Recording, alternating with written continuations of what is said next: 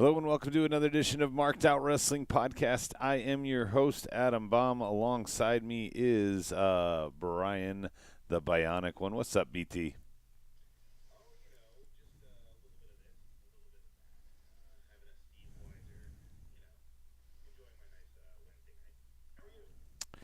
I'm good for the most part. I got to watch some Dynamite tonight, which I tuned in hoping for something good. I got to watch Raw last week. We've kind of, I guess, with your new schedule, adopted a bi-weekly schedule somewhat.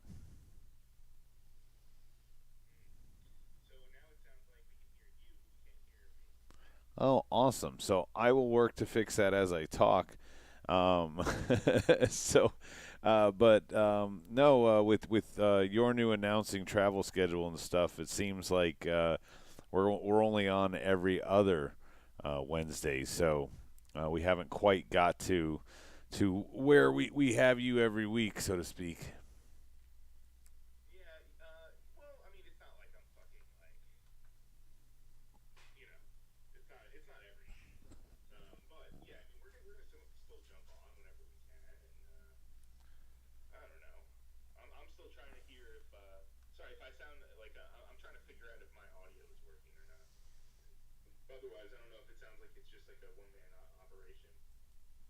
Yeah, we'll work to figure that out. Hopefully, they'll be able to tell us. It says Brian's mic is muted or not working, so I'll work to fix on that. Is what they're trying to figure out. So, but let me run down some of this. In my brief moment here of Jim Cornette impersonation, Twinkle Toes McFingerbang re-debuted tonight for AEW. Of course, I am talking about Kenny Omega. Returning to join the Elite, kind of expected, in my opinion, if you will.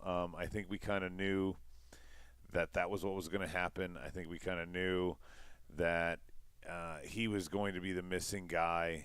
I don't think there was any kind of qualms about it or being misled. I don't think it surprised anyone necessarily. So I think it's right where we thought it was going to be. Brian, did you have any thoughts on it?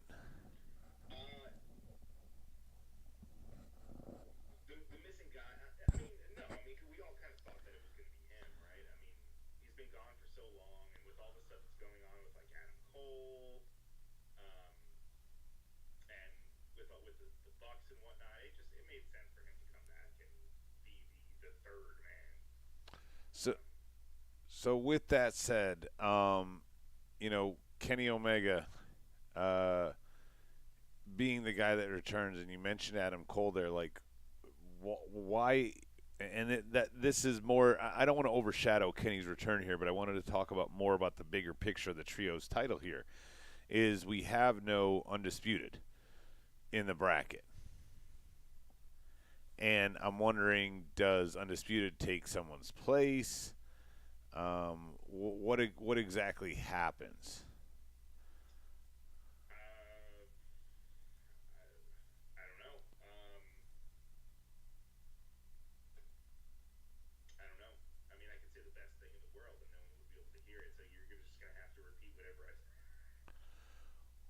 Well, yeah,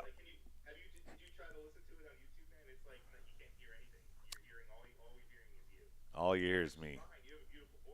Oh, thanks. All you hear is me. So now, basically, there has to be something else coming up. Stike says on the board, Kenny Omega either selling his injuries or he came back too soon because he looked rough. Punk was a little limping too, since to talk about the foot, but we'll get to Punk in a minute, and we'll talk about some of the black and gold as well. Hopefully, I'll fix Brian's audio by then. But the biggest thing here, Brian, is the takeaway is with no Adam Cole and everybody on the other side. Is that for Tony to avoid the obvious matchup in the finals if he showed that they were both on opposite sides of the bracket? I always go back to the Lance Archer and Cody Rhodes were feuding, and then they're both in the tournament for the TBS title. And it was like, I wonder who your final matchup's going to be. And it was the most obvious, and it ended up being the final matchup. So it kind of has me curious, would they do that again?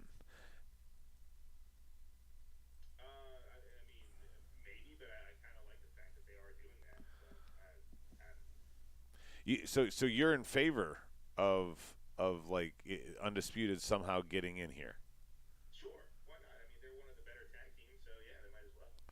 Well, but that's why I don't understand why they're not in already. That's what makes it so weird to me. Like they should be in already. They should have already joined. They should have already come in. Like I don't understand. I don't understand what the delay is. I guess is where I'm trying to go with this. You know, like why would they not? Why would they pretend that they're not in there? Is it just to throw you off the scent? Is it just to make you think, hey, I want to make sure nothing's there? Try to talk now, Brian.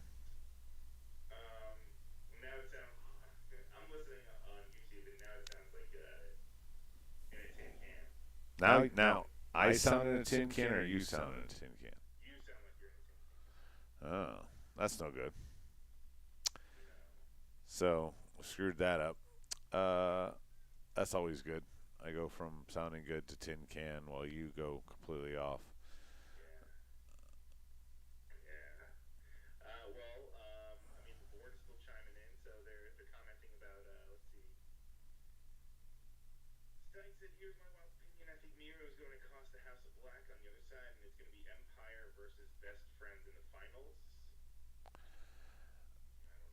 Who's Empire? Empire versus Best Friends in the finals. Oh.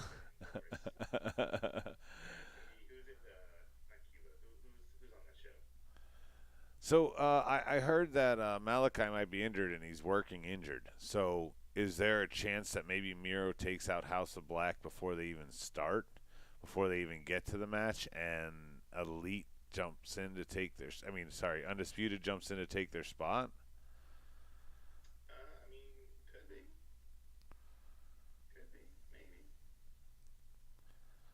I mean, the stranger things would have happened. There are other things that could happen. I don't know what they are. You know, like where do you go from here if you don't do it that way?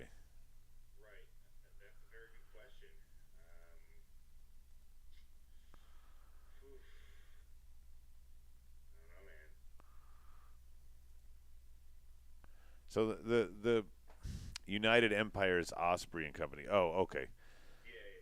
Sorry. When he wrote Empire, I don't know why I was like you. My mind went to the show. So I didn't pick up on that. Um, the other thing is we look at the card right now for All Out, which is September 4th. It's only a couple dynamites away if you think about it in that terms. Okay, there's going to be 3 rampages. There's only 2 more dynamites left. Obviously, you know that we're going to have the finals of the trios, so we're going to crown the inaugural champions there. But we have Thunder Rosa and Tony Storm, which I believe is a rematch. Also, they've been calling themselves Thunderstorm and wrestling together on Dark. So I find that weird. The biggest thing that the other match that's made is the Pinnacle. First of all, I didn't know Pinnacle was still a thing. Okay, but apparently Wardlow and FTR are going to call themselves Pinnacle, and they're in a 6-man tag match with Jay Lethal, Satnam Singh, and Sanjay Dutt. This is weird, because wasn't that trio supposed to be fighting MJF, and now they're fighting FTR and Wardlow as faces, and I don't know. I don't know if MJF was supposed to be in this picture or not here. Obviously, probably not if Wardlow's there, but I would have thought Pinnacle dissolved with all that. I don't even think we've seen Sean Spears. So, that poor guy. So the question that I have as I read this is, you know what's missing, Brian? We're missing Mox versus Punk. Will they? Because they've now announced it for next week instead, which is weird because every other AEW pay per view is in Chicago. So um, I'm surprised they wouldn't save it for that. Is I feel like maybe next week's just a ratings grab. That match won't end, might not even start, and we just take it to All Out. I also think maybe there's a theory here behind what Stike's saying. Maybe Undisputed's not in the tournament because Elite's not going to go the distance. They're going to get taken out. If that happened, Best Friends could be a good inaugural champ.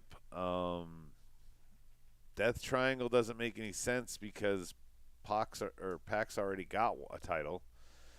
House of Black, maybe.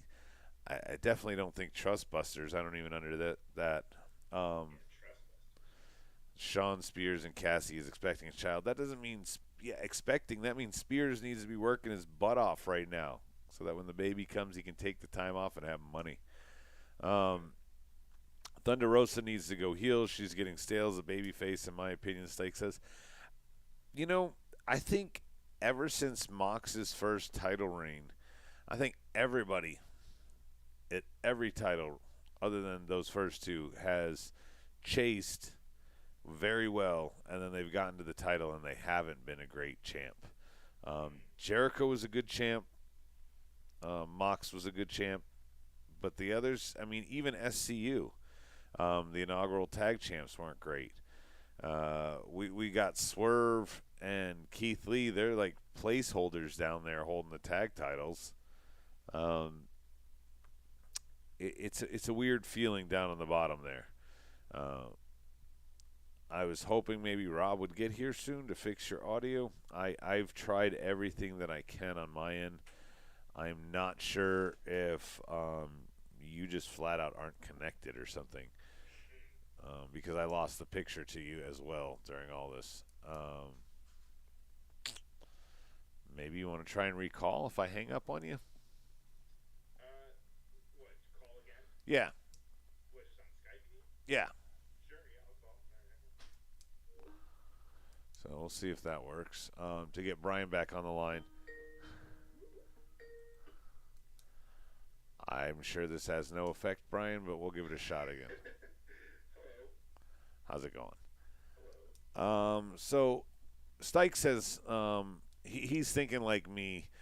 Punk and Moxley next week ends in a time limit draw or double DQ or something. There's no way that Punk came back to wrestle Moxley on Dynamite. I think this is a ratings grab. This is Triple H is doing some high quality matches, making people want to watch some things, and that's just the way it is. Hey, Robert.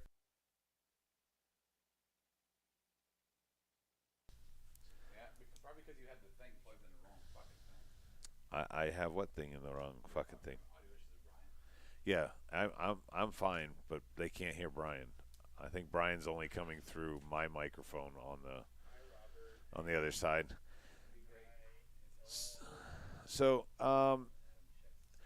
well, dude, it reset itself. I know your pain now. So, Brian, let's segue away from All Out, Okay. and let's talk a little bit about Black and Gold. I don't know if you remember a long time ago when there wasn't so many, but there was a bunch of Black and Gold people on the main roster, and we thought maybe Triple H does an invasion angle type thing. My guys are here, just like ECW and WCW did, but they already had some of those guys in place. Like the Dudleys were already in WWE. Now I can't hear you, Adam. Oh, you can't hear me? That's no good. So WWE had these people in place, and they pulled the trigger on the invasion, and those people that were already superstars just kind of switched sides. Here, I made the comment long ago to you and Rob about this, that they could do it here. Now I made the comment again to you and Rob said, well, everybody on the roster now is black and gold. And I was kind of like, well, yeah. And we thought about it, and there was like Sheamus, AJ Styles, and I can't remember, Randy Orton and Edge, if they were to try and take it to that, Brian. But right now we're looking at a resurgent in the old people. We were looking at Karrion Kross, Scarlett, Io Sky, Dakota Kai, Hit Row, Dexter Lumis all returning. Yeah, I didn't know that he needed to talk. Brian, talk. Oh, hello. Hello, can you hear me now? Because that would be fantastic if he's waving his hand. Oh no, that's old. We can't hear you. You still can't hear me. So, with Karrion Kross coming back and being for real, like booked for real, I think having Scarlett on the main roster definitely has a different effect of him. We saw Io Sky and Dakota Kai come back with Bayley at SummerSlam. I think it's a really good thing that we don't have JR still at the announcing table. Io Sky and Dakota Kai being together all the time would be a real nightmare for him. Right. Hit Row. Hit Row has me. Stike says he could hear Brian, but we couldn't. Hit Row has me excited for obvious reasons, but I'm missing out on the whole no swerve. Brian, you can talk, but can you even hear me? Brian can't hear us, Rob. Yeah, see?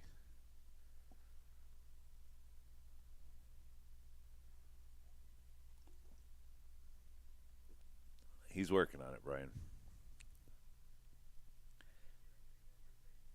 Oh, I hear you for a second there. I don't know if that means that the audience can, but I can hear you.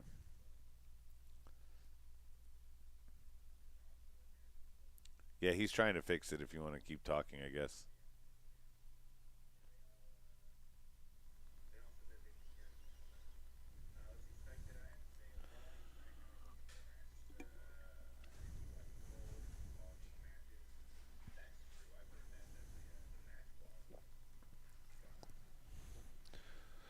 Well, you talk about that, Brian. We talked about it in our DM group a little bit. The match quality, I think, has been better, in my opinion, overall, just because of time. Match that they might have given 5-10 minutes to, they're now giving 15-20 to. And it really makes a difference.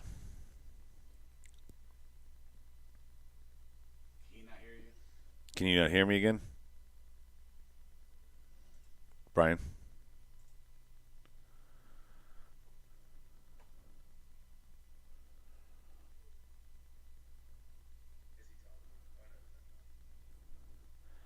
What people don't know about Hit Row is that it was originally Ashanti, Top Dollar, and B-Fab.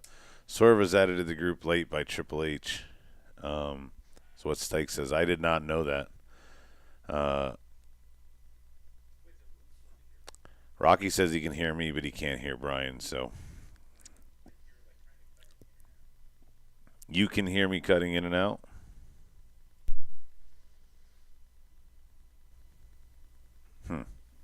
Yeah, shit was working fine before you started moving wires around. Just saying. No, it wasn't working when I first walked in. No, you moved wires around in the day, changed shit up. Oh, when we ran out of batteries and I had to bring the headset in. Yeah, so you should buy fucking batteries. How about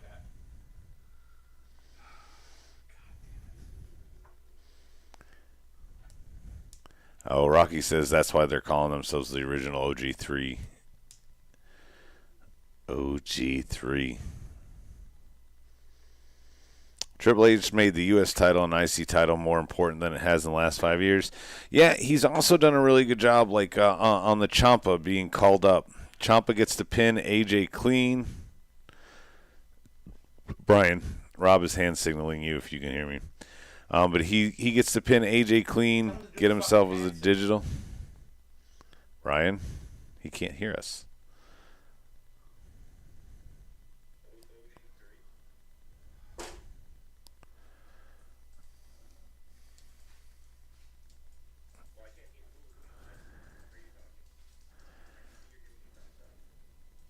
He sees me. You can hear me? Okay, now he can hear me. So Triple H making the U.S. title and IC title more important. It's because he's got legitimate contenders fighting for him. He's not just playing past The Rock right around. I think a lot of people thought Ciampa would actually beat Lashley. Cuts out. What did you think, Brian? I didn't hear what you said. I heard you start.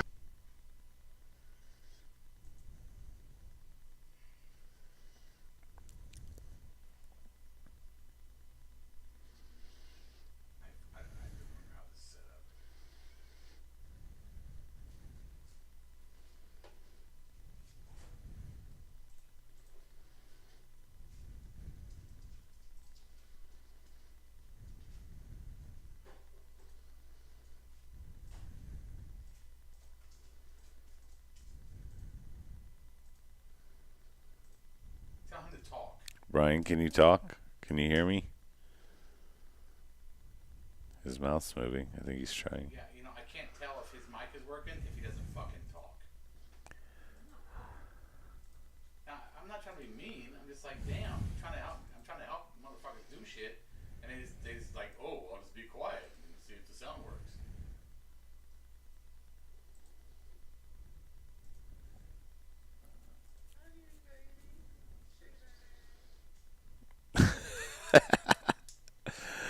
He fixed it just in time for me to hear you say shaking that ass.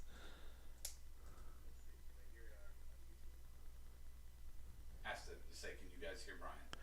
Hey, board members, can you guys hear Brian? Brian talk. Brian, can you talk? Tell us what you had for lunch today, Brian. Words, Brian. I'm done. Nobody's helping me. I tried to help, but nobody wants to fucking help me, so I'm walking away.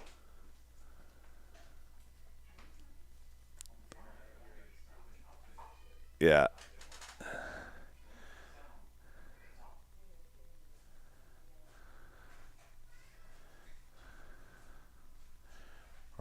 Rob's trying to help us, but you can't hear him. So it's not working. So I think Escobar is going to make a good addition to whatever brand he goes to. Yeah, there's a bunch of different people that could go this way. I think it'll be interesting. Brian, one of the ones you mentioned to me was Bray. You think might be one of the guys coming back? Anybody else you can think of? Or you still can't hear me? Yeah. We can end the show. You don't have to get all frustrated. It's not going well anyway. It's fucking frustrating. You're asking me to help you, but you don't want to make noises. He can't hear us. Each time I've said, Brian, can you talk? But he doesn't know that. And you're doing this. This is his camera up here. He couldn't see you doing the thumbs up, thumbs down. You were doing that to the YouTube audience, not to him. He couldn't. Now, talk to him. Brian, can you hear us? Brian?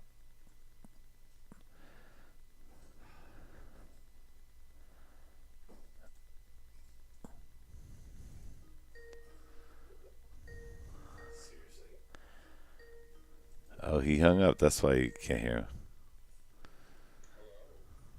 Hey, I can hear you. Can you hear me? So we can hear each other again, but the audience can't hear us. That's the way we started.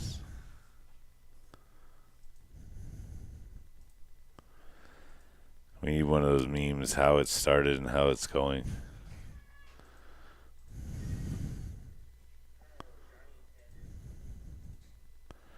Yeah, Johnny and Candace would be a good one. It says I can see Tegan Knox returning. That's Stike from the board. Brandy, there was talks there about Brandy.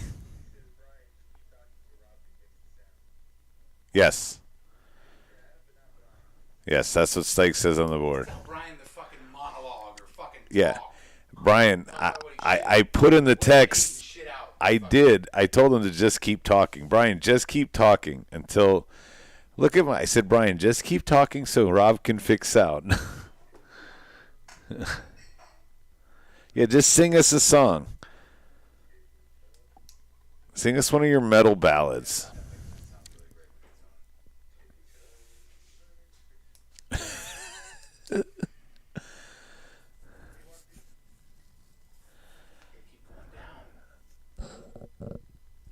Every time you close it, it seems to go down.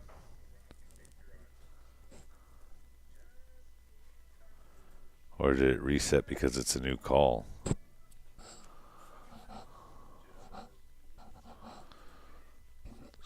So who do you think was the car wreck, Rob? From Monday Night Raw. Did he do it for The Rock? Rocky, are you involved in the car wreck? Did they do it for you? Sense of Rikishi thing coming up. The whole Dexter Loomis. There's a lot of conspiracy theories on there. It is odd that WWE's ratings continued to go up while a lot of their top guys were injured, where AEW seems to be rushing their top guys back from injury to make sure they can handle their all-out schedule. But we'll see that. Welcome to The Rock. Hello, I am The Rock. Are you still talking, Brian? Yeah, I am. Should I be? Like, I think you might be working now. Keep talking. is it working? I don't know. Keep talking. Hello. Hello, and welcome to the show. Tell me what's on Movie Phone. God, why can't he hold a full fucking paragraph? Right. Tell us what? Tell me what's on. Keep talking. Oh, I can hear it now. I can hear it. You can hear what? I can hear myself on the YouTube stream. Oh, that's good. Yes, everybody can hear Brian. Oh, yay! All right. I do have to I do have to question Brian, like, and completely agree with Rob here. He said, "Can you just keep talking?" And you couldn't maintain like more than a sentence at a time. Because we've already been doing it for like 45 minutes. Oh, it wouldn't be that long. 30 minutes? So real quick, Stike says they're reportedly doing a draft after Clash at the Castle, so you think you'll have a better sense of what's going on after the draft. I want to say, like, the guys that have had long matches that you wouldn't expect, even in losing efforts, like Dawkins and Ciampa a couple weeks ago, those are really good matches. Those were built in a way that we thought both could win, even if it was unlikely. And I think that's a big difference. I think that's a big change to the booking. Ciampa didn't debut and get thrown at the title like so many other people have in both companies. I'm not just saying that from recent memory in AEW. I always thought it was stupid when somebody called up and debuted and instantly is like fighting for the IC or US title. Right. Here, though, Ciampa comes up. He gets a win. I can't remember who it was the first week. Nobody. Next week, he beats AJ clean. Yeah, Miz had some help on a distraction, whatever. But in the records, it shows as a pin for AJ. The week after, he cuts a fire promo channeling Harley Race and everything, and we believe that he could beat Bobby Lashley. And during all the audio issues, what I said, Brian, and where I'm going with all this is I think that Raw, the reason it felt different to me when I watched it was because they were giving the matches time. 15, 20-minute matches instead of 5 and 10-minute matches. Really making the matches worthwhile, not just throwing them out there. On the other side of the coin, Tony was quoted on a podcast. He said, yeah, the my competitor's doing, more things, so they're getting more eyes right now because they're doing whatever. And it's hard to keep everybody on the card, when I only have 3 hours a week of whatever. Mm-hmm. The interview made it sound like, hey, Tony, this is the problem you created by signing so many guys. I didn't take his comments about WWE were fine. I didn't think anything of it. I didn't think it was anything that somebody like Bischoff wouldn't have said, or Dixie, or somebody in the TNA era. Him talking about WWE there was not the bad thing. Him complaining that he only has so much time to book his own guys. It was like, you're the one who signed all these fucks. Right. It's a problem that he created, so you can't really have too much sympathy for him. I hear you. Right? I don't know the exact rules, but NBA, you got 12 guys that you put on your official roster each night. But a lot of teams sign up to 15 guys because of injury and stuff and only put 12 on the active roster. Football does it too. But AEW's like, yeah, we're going to sign 20 guys. And it's like, yeah, but only 12 can play each day. There's never going to be 8 injured. Right. So I'm not sure what he was trying to do or if he was trying to play sympathy there, but that to me made him look a little weak. And everybody jumped on, him talking about the competition, but I didn't get that was a weak spot, I guess is what I'm saying. What was your take on the whole thing? I think you know what I'm talking about, right?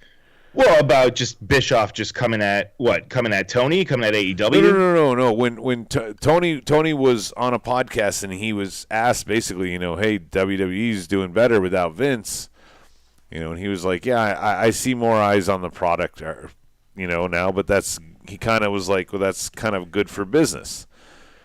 A lot of people took that and ran with that and made it something else in a little kind of soundbite headline pipe bomb type thing. Oh, look, he's I didn't get that. But the other comments about his ability to book the roster, that I did. I'm not going to repeat it because you obviously weren't paying attention, so I shouldn't have thrown it to you. No, you should. No, you should have. Stike says Lashley and Ciampa went 22 minutes. 22 minutes on Raw is good. It's pretty good. That's a good sized match. If AEW doesn't get 1 million in viewership with all of their top guys back, then I don't think they will ever get 1 million again. Here's the thing that I said off air, Brian. Ratings aren't the end of the world, but ratings are a true indication of who can't wait. I need to watch this tonight. I don't want to hear about it on Twitter. I don't want to hear about it in IWC. I don't want to watch clips on YouTube. I don't want to go search for all this shit and watch it on the rewind. I need to watch it live. AEW, nobody needs to watch that live. It is not must-see TV. There are plenty of episodes where nothing happens. So people are like, I can skip it and find out which ones are good. Me personally, Brian, I think tonight was a good Dynamite. But I don't think they've had that in a while. And it was because you bookended with Kenny's return at the end and the opening Mox and Punk promo.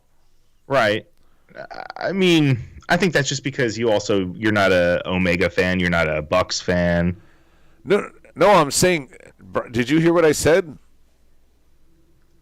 Yeah, I said didn't you say that was a good Dynamite.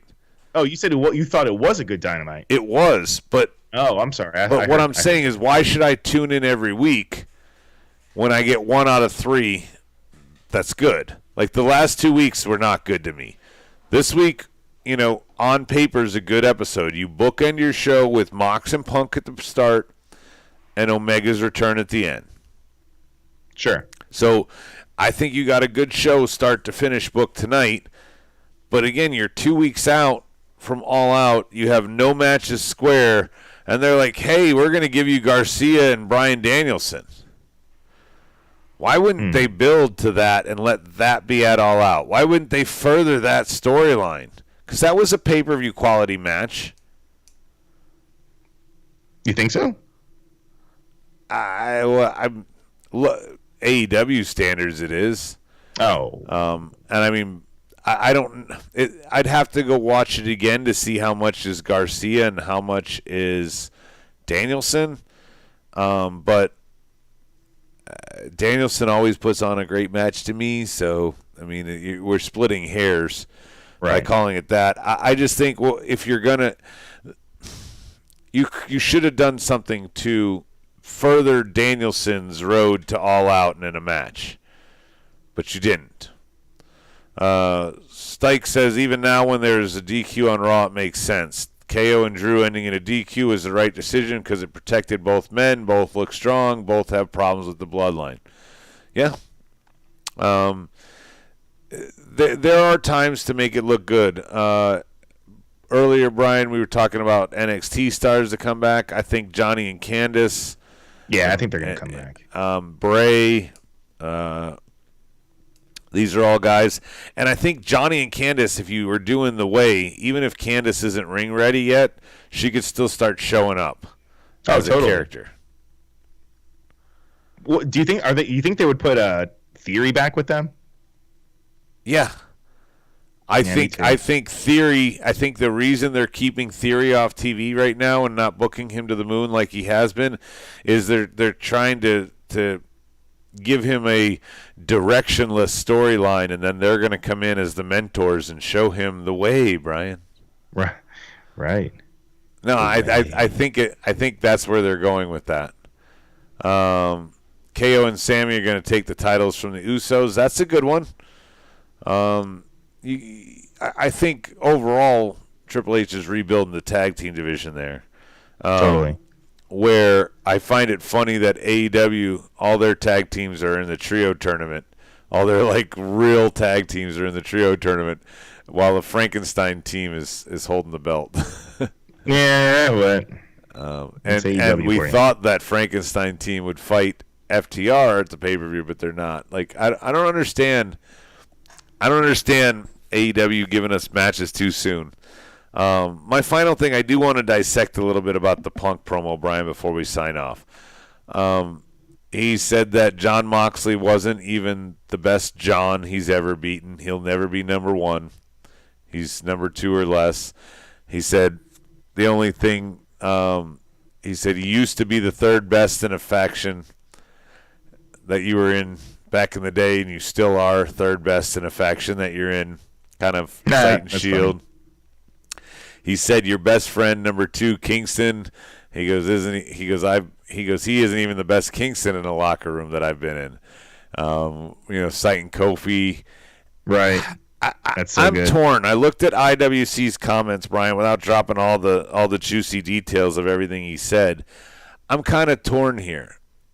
I thought it was a good promo, but I also saw a lot of people saying, hey, man, Punk can't not say something about WWE in every one of his promos. And they were right. I couldn't help but also look at that side of things. What did you think?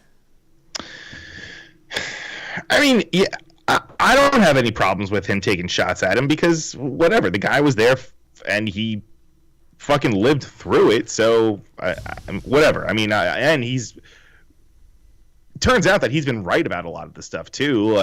Everything that he was saying back when he got fired. So if he has a gripe and he's using it in his promos, I have no issues with it. And I can understand why some people say he's kind of you get sick and tired of it. But for me, I think it's warranted. So I think it's okay that he keeps going back to the same stuff when he takes digs at WWE.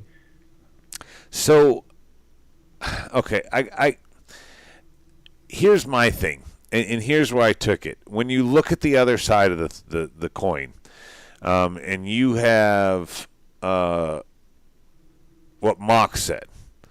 Mox threw lots of jabs back at Punk, but didn't really go down the WWE road. I don't know if you noticed that. He said the only reason he goes, I'm wrestling all the time because I love wrestling.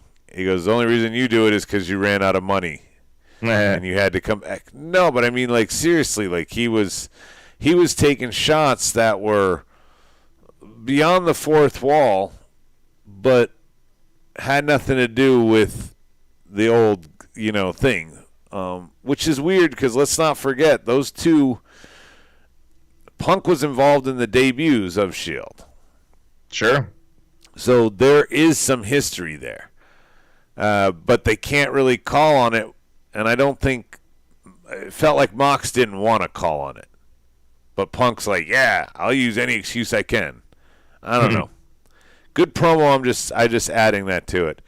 Stike says, I don't know why FTR isn't facing Swerve and Glory for the titles. I think the promo was good, but I also think they were trying to upstage the KO Drew promo from Raw. Yeah, a lot of people were going nuts about the Drew promo. Drew cut a fucking fantastic promo about Raw. I think everything here was Tony trying to kind of combat instead of book his own shit. I guess is where I'm going at the end of this. This was a really good program. This was a really good show tonight, but did he blow his wad just as a ratings grab, trying to get people to come back next week? Like, will it work? I don't know. One way to find out, brother. So, I mean, and that's what we're going to do, is we will find out.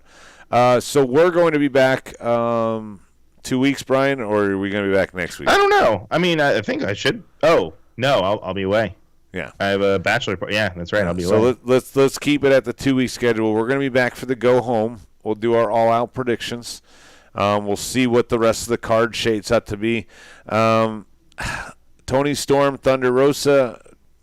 I love Thunder Rosa on the chase. Ever since Champ, I haven't cared. I loved Britt Baker on the chase. Ever since she won it, then I never cared. Like, the women, this is going to be the same even if Tony Storm wins it. I'm not going to care after she wins it. Like, they need to figure out how to book a champion right. And to me, it goes back to even Riho. Riho was not booked right. Riho. They just haven't really figured out that formula yet, so hopefully they do. Garcia and BCC instead of JAS. Both factions were just put together for one match, and that match already happened, and now they don't know what to do with those people. Yeah, right. Right. I mean, that's feels it. Like, they're like, oh, we're gonna do all this, we're gonna get you here, and bottoms out. Mm-hmm. I mean, and I know injury played a factor in there, but come on. They just threw Kingston in to replace Bryan Danielson. Right. So, anyway, for Bionic Brian, the BT over there, I am Adam Baum. This is Marked Out Wrestling Podcast. We are going to hopefully not have so many audio difficulties our next time, but we will be back in 2 weeks. The Go Home Show for All Out. Tune in then. Same Smart time, same Smart channel. Oh, get you on the ding-a-dong. Ooh, that one was woof.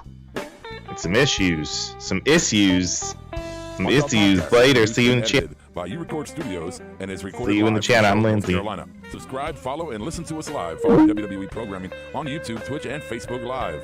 Download the podcast by following us at podbean.com or subscribe on iTunes and Apple Podcasts. While you're there, go ahead and give us an honest and fair review and rating. Finally, if you have enjoyed our product and would like to see us grow, please donate to us by visiting the donation link below our live video, or you can donate via Venmo and Cash App at the handle Ravepro. That's RAVEPRO. You're listening to the Electronic Media Collective Podcast Network. Yeah, it's a mouthful. For more great shows, visit electronicmediacollective.com.